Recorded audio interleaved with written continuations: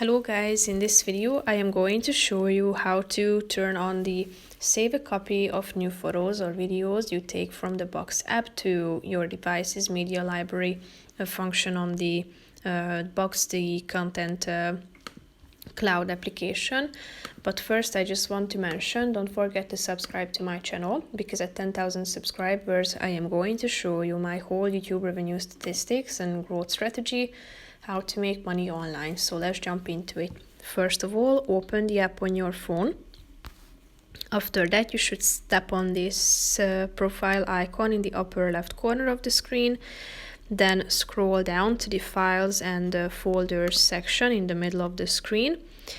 And then go to the camera button. So you can turn on the save to library option by tapping on this button, but you need to enable the app to have access to your photos. So you can either click on the select photos or allow access to all photos button, so that you will be able to save a copy of new photos or videos you take from the Box app to your device's media library. And you can also turn on this automatic upload function, meaning that it will automatically upload new photos and videos from your device's media library.